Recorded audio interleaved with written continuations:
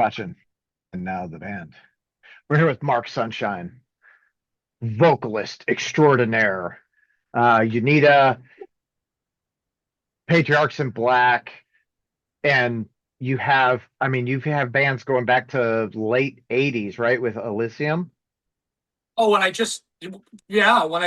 was when I first started. Yeah. Yeah. Fuck It, yeah. it's I'm from the Precambrian period. Part of being old, there's a lot of fucking music, you know what I mean? Like, Oh yeah. so much out there. So let me ask you, right? Like, I guess the most recent thing being the Patriarchs in Black. How'd you get associated with that? I know, like, they kind of rotate like vocalists and shit, Sure. but you seem to be the most common guest. Well, I'm wearing Dan's shirt. He's in Italy right now, but he gave me this shirt. He said, let's see. Yeah. I said, all right, I'll wear it then. But that's a precursor. Like, after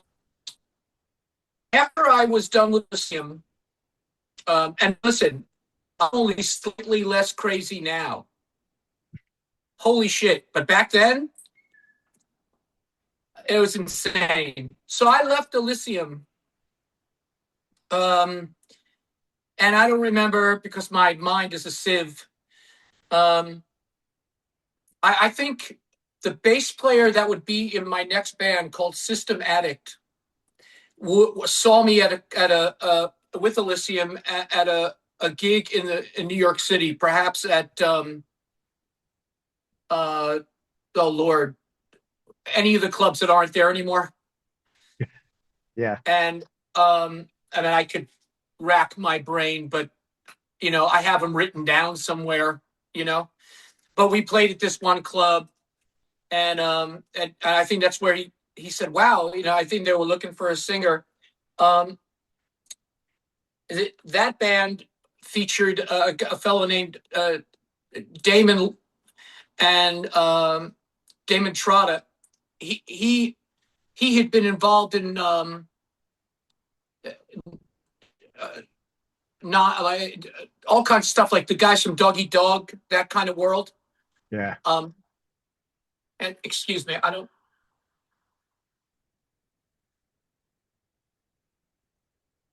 Oh, it's a fire truck. It's one of those emergency 51 trucks. God knows what conflagration has happened down there. Anyway, so Damon had hooked up with a group of guys, one of them being Ed Furman. Ed Furman was the lead guitar player in the band called Hades. And Hades had broken up. And the result of that was Dan being in a band with Alan and Mike. And I forget their bass player's name, forgive me. But they were called Nonfiction. And I really didn't associate that much back then with Dan, but I knew him, And long story short, Optimum, that's fantastic. Don't tell me until you, excuse me, ladies and gentlemen, I'm dealing with technical difficulties here. Anyway, and I'm doing this from the phone because you got to make it happen. Anyway, so Nonfiction was with Dan and his group of guys, and they were doing fairly well. And we played a couple of shows with them back in the 90s, early 90s. And I had heard of Dan's various solo efforts over time, right? But I have a particular kind of frequency in my life where I call them, I guess you could just call them, there were some fallow periods where I've never sung in cover bands. I refuse. I've sang cover songs, but I could never. New Jersey is a bastion of the cover band scene. And I know many people who have made good money doing it. But I could not go up there and do it. So I would have times where I had no music in my life at all. Years would go by. And so Dan, I think he got together Patriarchs in 2020 something, maybe 23, 4. Yeah.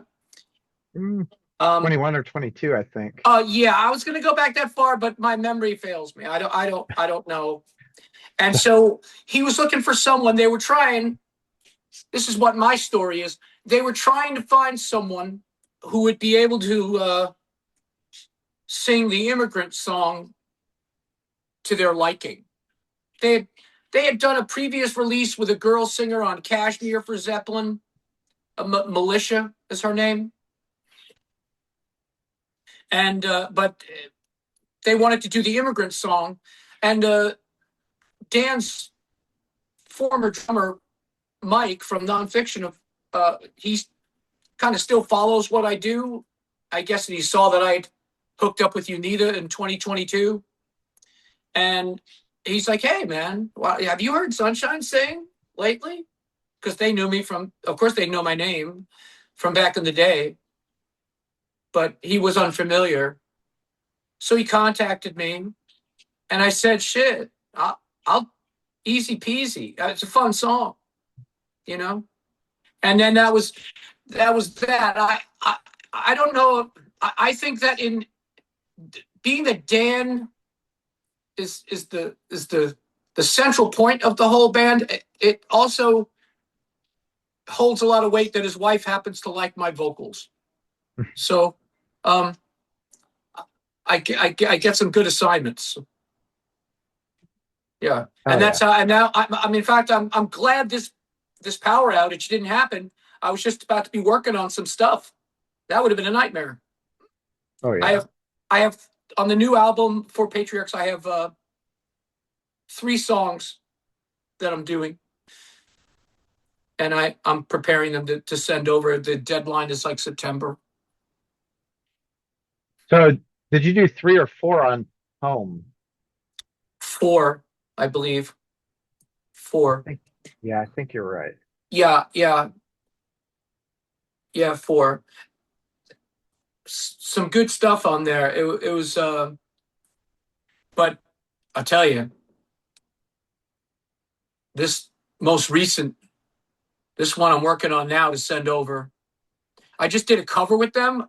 It was something Johnny suggested. Johnny from formerly of now of Quiet Riot, but from Type O fame on drums. He suggested this wild cover. I'm not going to give it away right now, although I don't know when this is going to be broadcast. Probably like a week or so. Yeah, send me that link too. I got to send it to me on Amiga. All right. But anyway, so yeah, so I'm on this one. There's some rad tunes. I'm enjoying putting them together. And they've all been pretty good. They all have they all have. I've enjoyed most of the songs I've done with them. Well, you showed you have a such like a powerful voice, and your stage presence is it's, I want to say, infectious to everyone around. I get into it. I mean, I'm not one of those guys that's going to stage dive, but if the music is right, it that infects. You're like kind of like a hot spot. You're like, whoop. Yeah. You need it though. I mean, I think that's like key for a frontman. You've got to be good at what you do. Part of that is having like an infectious energy. Because I can tell you, like, my introduction to you was Unida, specifically at Planet Desert Rock Weekend. Oh. What was that? 2 years ago? We've done 2 of them. So, but by now I'd say 2 years ago. Yeah, yes, it was 2 years ago.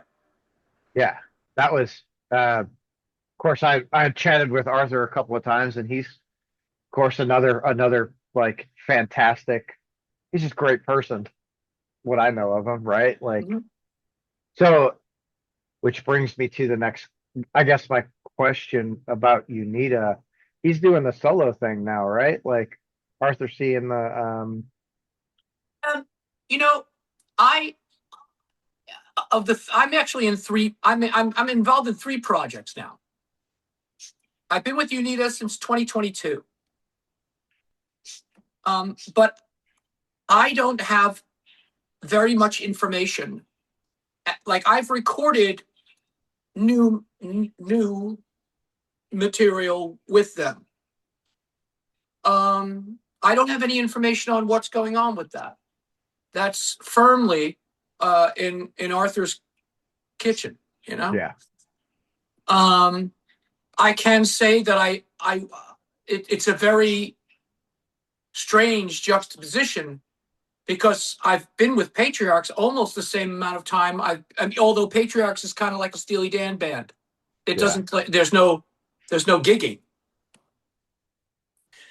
and yet I would love to have something at least like some limited performances, but that's another argument.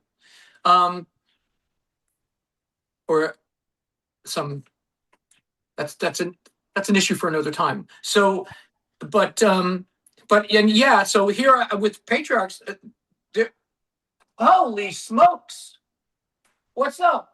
Hold on, this is what. No, I don't. You can have it. Pardon me, ladies and gentlemen. I'm doing an interview. Okay, like that, real verite. You know, I got it all going on here. So anyway, so Would so they you come need up the fire escape? no, that was my front door. Oh, And right now I'm in my, I guess it's kind of like a railroad apartment layout, even though it's a house, and it's going. And just the kitchen leads back to the other room, and like I was gonna originally do this where I record my vocals back there and everything. I had it all set up, and oh boy! But you know what? I like this too. Got the Unida Desert Fest poster over there, and it's got rare guitar. This is like the wall of Unida right here. hell yeah. So it's okay. But yeah, so I don't know, like we're scheduled. Unida is scheduled to play the Mojave Festival. That's in March, in the middle of March 27, Yes. March 2027. So I that's what I know. You know, That's awesome. Like that'll be I know a bunch of people who were there this year and they said that Mojave was absolutely spectacular last year. Patrick put a lot of work into that. oh, hey, um, it would have been unique to have put Unida up when at the same festival when John was there as well. But that's not how it went down. So, I'll be showing up for this one, and I'll look to see what it's all about. Oh yeah. I Yeah. I had some friends. I had some friends message me about. They were like, "Hey man, where are you?" I was like, "Obviously not there. I could tell you that." So I so I look forward to it. I mean, Brant Bjork will be there. I don't know the Yeah. whole roster. Yawning Man, I believe. I I thought Yawning Man was just played this year. Oh, I don't know. I every now and then I get the ad come up on Instagram. I see it, Yeah, but I'm trying to pull up a flyer right now for next year to like see. something Balch, that Balch band. Uh, I think Uh, Mondo Generator might be there. let's Maybe. see. Yeah, I try to Google it and it's like there's so many oh, here we go. I think this might have something. Uh so it's the where'd you go? 19th through the 21st. Oh, Death Chant's gonna be there. They're fucking rad. Yeah. Uh, Magic Potion. Yep, Mondo Generator. High Desert Queen are fucking Ooh, rad. yeah, Ryan's band. Yeah. Fatso Jetson. Yep. Yawning Bulge, is that their name? Sasquatch. I'm Sasquatch, looking. yeah. 20-watt Tombstone. Red Fang. Oh, that's Uh, cool. they're Red Fang, what do you know? Yeah, that'll be fucking rad. Ooh, Sons of Ericus, which, Sons of Arrakis, yep. yeah, they played that same weekend. You all played Planet Desert Rock weekend. Of course, then you guys. Uh, Yeah, either way, there's a yeah, lineup. There's a yeah, lineup. there's a there's a killer lineup, not just a lineup, Well, right? yeah. Like, I think there's, like I said, I think Patrick did such a great job with this first year. And I can, I would only hope that year one went off great, learned some things. Year That's two goes off a bit better, right? that's right. Like get the kinks out there Yeah, and then come back with your knowledge, That'd be yeah, great. it'll be super cool. And then, I think the cool thing about you and Unida is, obviously John Garcia has his own very distinct like sound and stage presence, and you also you add your flair to it, and you're not trying to be John Garcia, right? You are doing it yourself, which is I wouldn't know how. right. Well, I mean, but there are a lot of people, that's exactly it. But there are so many people who they try to emulate maybe the person before them or someone else, and I to me as a listener, you lose connection with that because they're not giving their own You know, flair to it, you know, I'll tell you, one time I was with my other band, Riot God, and that band had Bob, who's now in the Obsessed, Jimmy, who's now in Dead Guy, Garrett, who's in the Atomic Bitchwax, and Monster Magnet, both Bob and him. A lot of people were that was a crossroads for a few people. Yeah. And I remember the time where I had to, they asked me. One of the few times they asked me. I don't get asked things, but they asked me. They said, "Hey, man, this is when we were just starting and we were playing this place called the Surf Club. Also, bing, not there anymore. So they said, "Hey, Sunshine, what?" I think Jim asked me. He's like, "What do you want to cover, dude?" And I said, "How about Long Live Rock and Roll, huh? By Rainbow. How about that?" And they're like, "Oh man," I was like, "Come on, you know, Dio." Yeah. So I look in my research. I looked at every single person who played that song, and I still had to go back to Dio as the best one. And it wasn't even Dio live; it was Dio on the studio album. So I emulated that one. You know, live, live, live, live. That fucking shit, Yeah. fucking insane. And uh, you know, but yet, even if you're going to the source, you know, there are the best things that you could take away where you really have to emulate the other singer.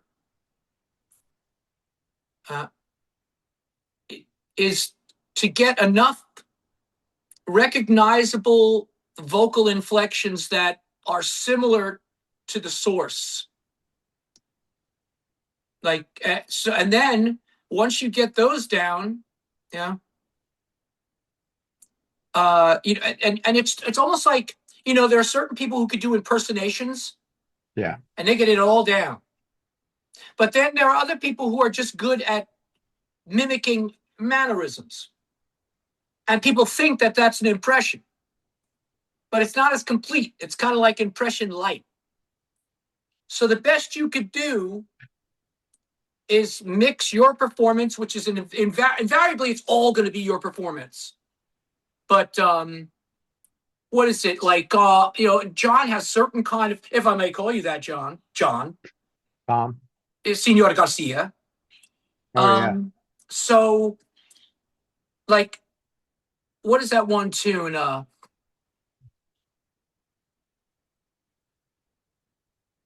Was it? Do you want to say goodbye to the best friend your birthday? You know that tune. Yeah. I said love only. He has like there's a little vocal jump he does in there, and no one, maybe not a lot of people would see that, but I see it, and so you get what you do is it's almost like when you're putting a skin on a car. No matter what skin you put on that car, it may still, I mean, me personally, I don't consider myself a Ford Fiesta, but meaning John's a different model car. So, you put this wrap on the car and it's still going to be your engine, your transmission, your whole situation, but it's like wearing like or affecting a vocal costume. So you still have to like, hold on. I know I'm tangential, but I'll show you the perfect idea. I'm looking at the clock too. What do I got till 4 Eastern time? About that, yeah. About that, right, with the roll credits. Yeah. And one time I was seeing Chicago, of all people, right? I was with a different girlfriend. Her dad had money. He goes, hey, let's go see Chicago. I was like, oh, boy. Okay. So we go to this local PNC Art Center. Now, if not everyone is going to know Chicago. I'm old. I get a pass. But when I was like 7 years old, they had this one hit in 1970. I was 9 in 1976. And they had this tune, If You Leave Me Now. It's what gave them all houses, But of course, Peter Cetera, very good vocalist, before he started doing all that other stuff in the 80s. Yeah. But his tone and his phrasing. So in that tune, you have one job, right? Ooh, don't, baby, please don't go. Ooh, don't, like that, right? Yeah. So when I went to see them, whoever they had doing bass was also manning the vocals. And he didn't do that. He went, ooh, he broke it up. Ooh, I was like,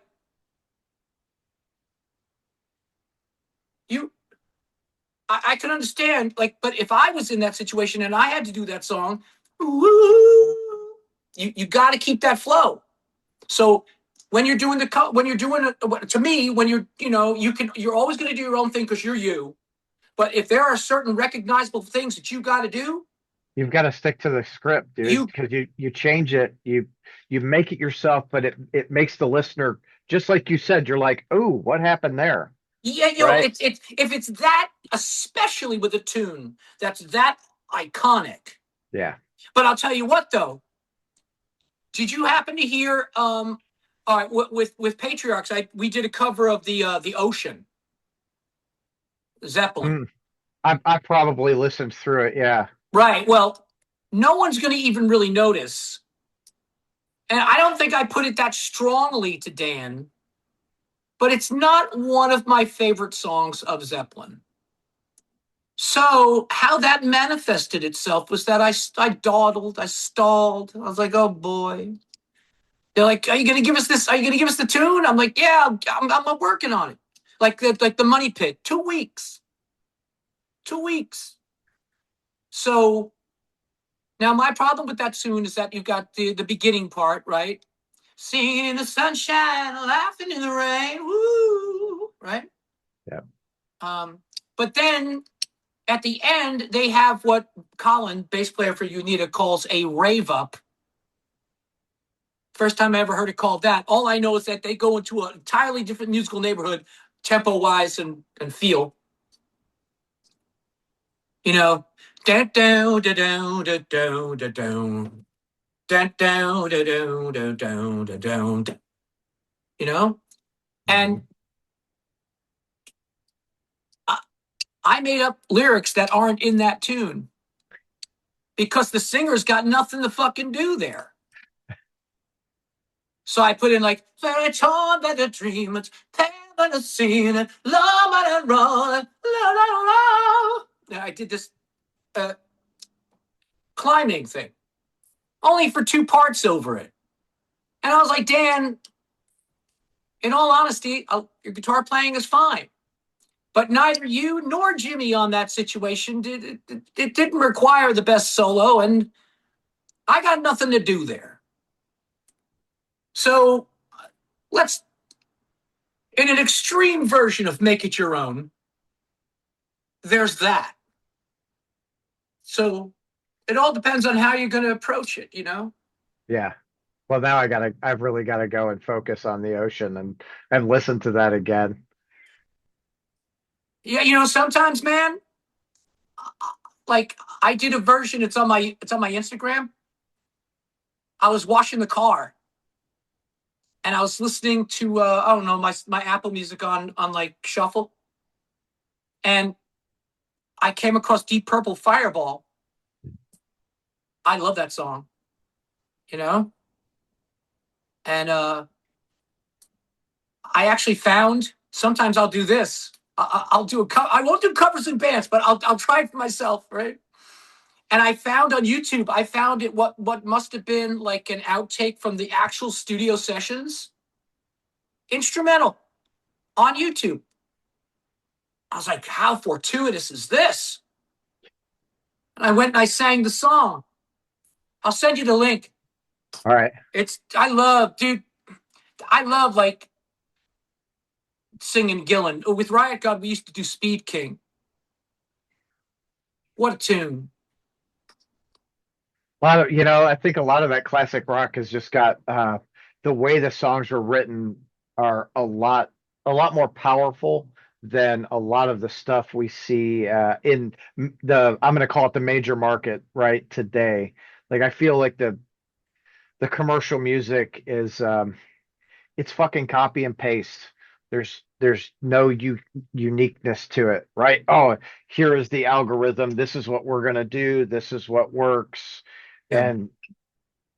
and it's really fucking hard to find just good rock and tunes like a lot of that classic rock stuff. Now, I think there's a band out of Cincinnati that I fucking love them, dude. They're called Blessed Black. The Mhm. vocalist he's just got a powerful vocal, and then they mix like just good rock and roll with some like Alice in Chains and like Soundgarden kind of touching in there a little bit with their own flair. You should listen to them because I think you'd get Send me the into it link. So for sure. I'm always down to hear something, you know, like I love it when I'll hear something that is, it's so rare, you know, even if you're out, like, well, first of all, I don't go out. I don't do anything. I'm like a hermit. But there was one band I heard that I wanted to go see. They weren't like in a hard rock kind of way, but they had an essence of the Machine Girl. I, they were playing in Jersey City, and I didn't want to go up there by myself. You know, I just wanted at least someone. But with, that's one of the consequences of being old. That means that most of your friends, for the most part, Are not are going out. are not going out. And I had one guy I asked at my former job. I was like, "Hey," and he was like, "Oh yeah, I'll go. This other band is playing, this punk band he liked, but he had already had plans." And I was like, "Fuck." He was in his 30s or something.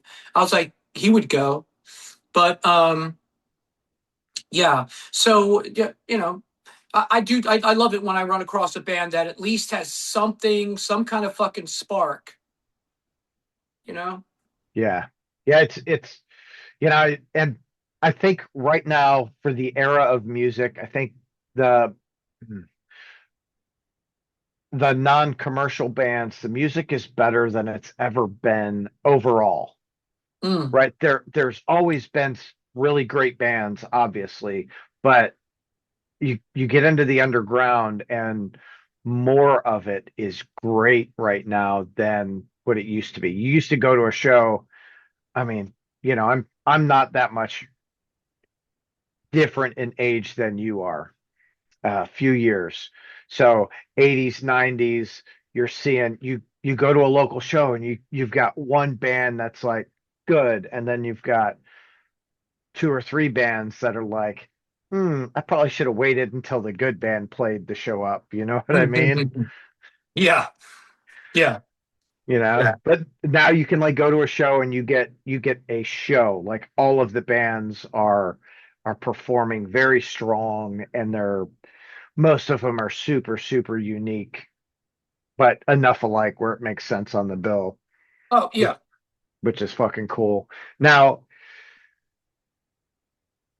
with well, you already said it's in Arthur's fucking court, so I'm gonna have to call Arthur and be like, "Hey, dude, is Unida gonna hit the road or what's happening?" Well, for example, hmm, this is great. You could affect the lighting by moving around your little studio.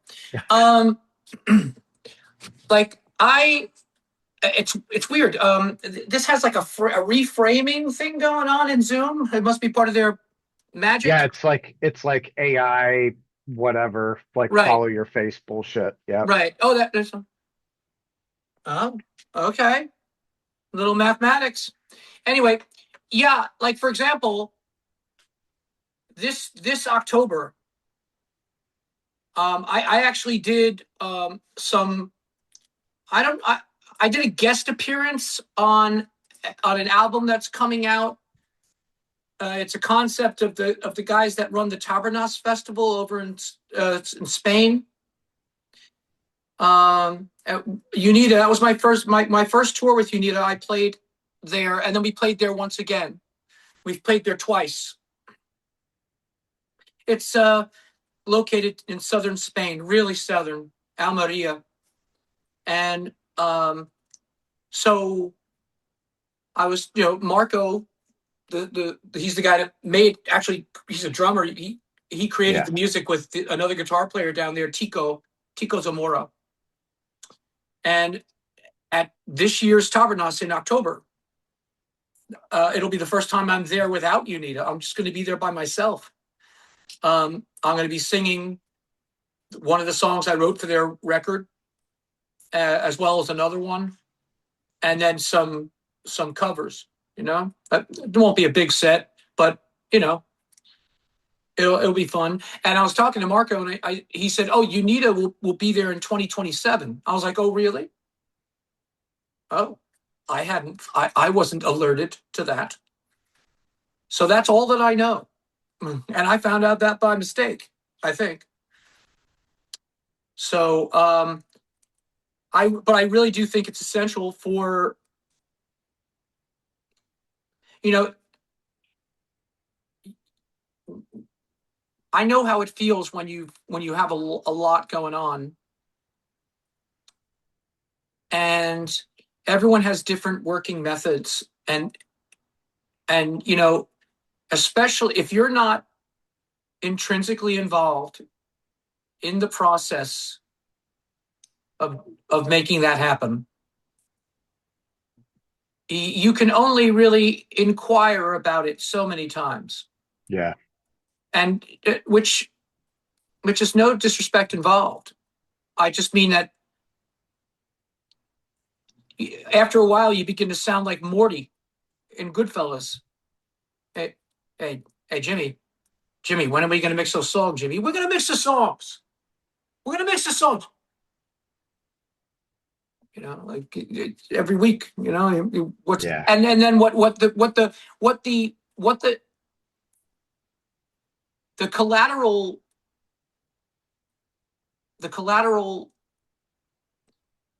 effect of that is that the songs that at one point were new, at least to you, no one else will know, but the songs that were new to you are no longer new. Right. And so that adds it. You really gotta You have to adopt a different operating method. Because with me, for example, in other bands I was in, Riot God and bands before that, you wrote the songs, you played them out live, you worked out the kinks, and then which was great because then your studio performance would be that much better. Yeah.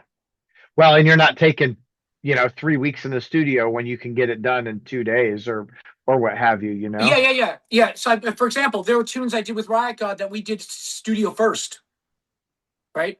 Yeah. But then over time, we established just an organic kind of rhythm, and that was only gained from live performances.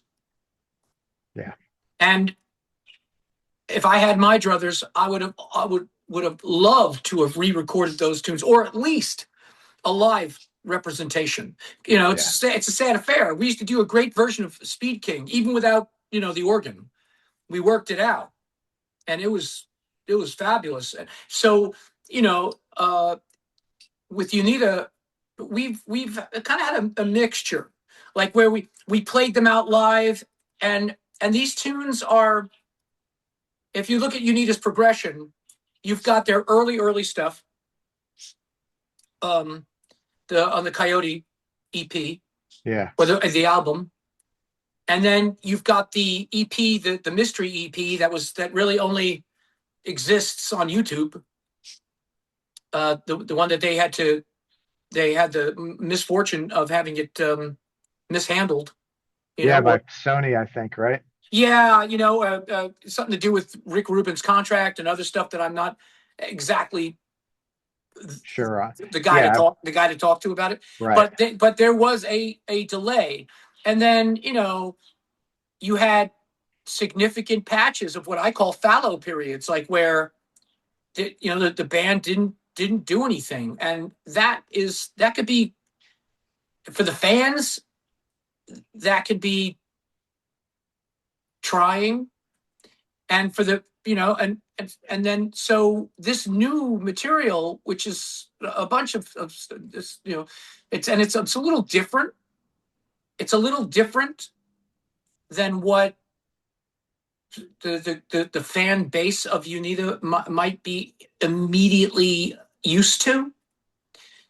And the only way that you're going to know, right, if that is going to succeed. I mean, I'm not judging it now or anything. I will sing the phone book. I will look at everything and I'll be like, oh wow, that then again, it's not my business.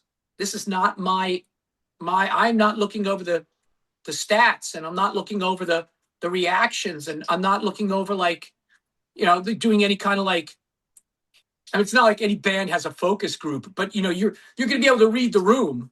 Yeah. Like, how did that go over? If you got to look, that's your only way of analyzing it. Or you do a couple live shows and then you read the reviews, and you don't have to absolutely treat the reviews as gospel, but you're going to be able to glean, if you get a couple of reviews where people talking about your live set from one particular tour, and it's obvious that what they're alluding to is maybe some of the new material, you might have to look at what you're doing. Well, possibly, right? But then it comes back to artistic vision. Oh yes, of course. That's what I'm saying. You have to look at what you're doing, and then you go, okay. But the only way that you can go forward, if you're going to choose such a direction, is to incessantly tour. Because if you approach more people with the new material, that's good. It's like a plant. That's going to, but if you just keep going out there and not enough new people know about you, I mean, regarding, Unida goes way back. So do you really want the same group with any band? Do you really want the same core group, friends and family, who are just there it's a very, very trepidatious place. Because if you're not going to go full legacy, you got to, it's like a shit or get off the pot. Yeah. for real. Because I mean, that doesn't mean suddenly, like, if you look at like a band like the Bronx, they became mariachi dudes. That's rad. That's totally different. But but if you really want to, I think so. Going forward, I would hope, like my hope from the beginning for me, or at least my time with Unida, would be that kind of like it would be with Patriarchs. Like I had an imagination when I joined up for the cause. I had an imagination. Well, this is a band that they've got. I'm not exactly at absolute square one. Like when we opened up for Desert Fest, that room was full, and we were on first. And I'll be honest, I've never been in a situation like you needed before in my life. I've always done bands organically from square one to centrifugal force, going where you're going to go. Yeah. I never had to take over a situation, nor did I have such big shoes to fill. Considerable. But we did it. And I think that if I could wish for anything, I would want the music to be mixed and then gotten out there like we all thought it would be. I don't know what and it's really not a crime for me to state that it's been a while. It's been a while because I started recording with them in 23. So I don't know what the delays are, but I think going forward, I have faith in where the music is going, but that's going to require more touring. Yeah. I mean, I'm talking like not peripheral touring, because, Arthur works with Slightly Stupid. Yep. So, when they tour, that's festival season. So I had a very similar situation with Riot God, where, Riot God never got to tour because Bob and at one point Jimmy and then soon Garrett were involved in Monster Magnet. So all of the choice, all of the choice festivals, everything. I mean, we were lucky to play Walkin' with Riot God. And that video is still up there on YouTube. 2012. And they don't have to keep everything on their site, but we're still YouTube, when it goes on there, unless you take it down, it'll fucking live forever. Yeah, exactly. That's how my nephews got to see Uncle Mark, right there. But so mainly, like, I don't want to have anyone misinterpret what I'm saying. I think that Unida has particular complexities with its arrangements right now. Yeah. And as far as why new material hasn't come out quicker, I do not know. Would I want it to come out more dedicatedly with a certain schedule? Certainly. I'd love it, because it's trying to do that at whatever. But, I wouldn't be fair if I didn't talk about my last project, the other one, which is I'm involved in a project with, because it's getting to the high time. Yeah.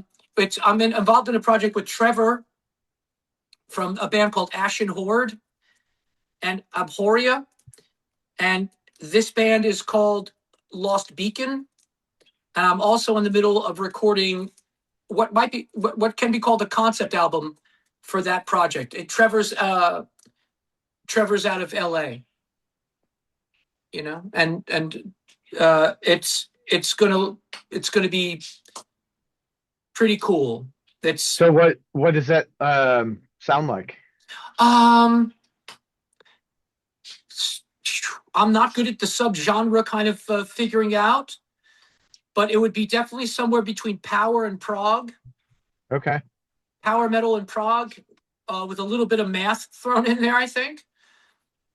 But definitely unique. I mean, for example, we do a cover of "Eye in the Sky" by Alan Parsons. Okay. And it's a very, I mean, the drummer is, he's very contemporary. I think he does work with Trevor and Trevor Ports in other bands. But, so basically my schedule right now is to finish up the Patriarch stuff. I have a September deadline, but I'll get it done in August. And then like immediately, like I know these tunes I've been dealing with. Trevor gave them to me when I basically like in 2022, almost when I first started Unida. And yet it's been a back burner thing, but now we want to bring it more to the foreground. I don't know if there'll be touring involved in that, but I know it's going to sound great because Trevor doesn't really skimp on the, but once I hand him those vocal stems, it's going to be, which I'm going to start sending those now incrementally. So maybe he can work on a tune at a time. Yeah. He's a great guitar player. He's really, really great. Very different than say, like Dan or Arthur, or just of course he's got his own thing. So, but the vocals are it's interesting because, that's why Trevor sought me, because he heard Riot God's first CD and he was like, wow, like imagine if we got his voice to be on this music. It's not what you'd expect, So, I mean, because I admit, listen, I grew up with early Priest. I still love singing like We Are Never Satisfied. I love that early bluesy Priest. I love that new wave of British heavy metal stuff. And so I've never been ever compelled to get involved in any of that more guttural vocals or that kind of stuff. Because to me, like my idols are outside of, and not pretentiously so, but I like I went to go see Bobby McFerrin. I like guys who use their voice as an instrument. And like, I've always appreciated Mike Patton's work where you're like, cause that's how I approach all my vocals. I'm an aggravating sort for some people because I pre-produce my vocals when I do them. I know exactly where I want things to go. It's not meat and potatoes. So that's good, and that's what makes you like unique. You don't need that other thing behind you. I'm sending you I'm sending you some Blessed Black right now. Oh, cool. Yeah, I'm down. I'm down to check it out. Yeah, and, they're so fucking good. Has Lost Beacon got stuff out on streaming right now, or you guys haven't released anything yet? Okay. That's why, like, in fact, you know what? Yeah, today maybe I learned a new. I am not an engineer. I am not an engineer, right? I mean, I do my work and stuff like that, but I learned a couple things by working with the Patriarchs guys, and now it's going to help me with the stuff as I submit it to Trevor. I'm learning more as I go along because dude. You know what? Let me see if I can take you back there. Hold on. Of course I can. It's the moment. Of course you can. So I record everything right here. Awesome. That's it. And yeah. I'm an artist as well, so I got all this art stuff around. And so yeah, but I will definitely keep you in the loop because it's gonna be like, maybe I'll send you just for you. You can't air it or anything, but maybe I'll send you a preview just so you could see a little preview. Yeah, it'll stay right here. Won't go anywhere. Oh man, it's it's so funny to imagine, like, but then again, I think about like when Dio went to Sabbath, you didn't know what was going to happen really, right? And what happened was pretty fucking cool. So, I love Dio. But with Sabbath, I was an Ozzy guy, and it took me a long time. To go, all right, I'm going to give Dio a shot.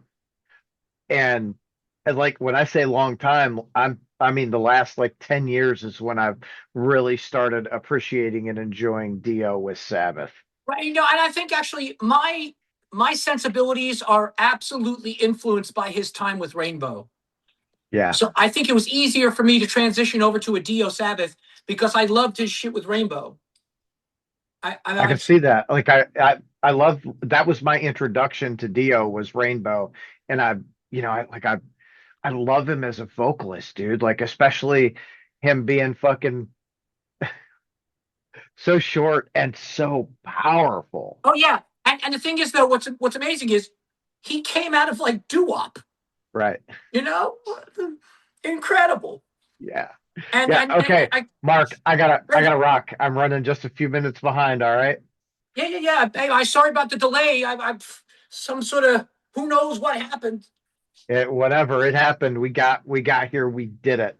We made it happen. I appreciate your time. And so for everyone, in summary, Unida is working on their stuff.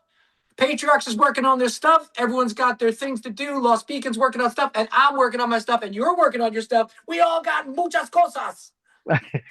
We're all working on the stuff. Mark, dude, I seriously, I greatly appreciate your time. Um, go and have yourself a great day. We'll chat soon. All right. Right on. See ya.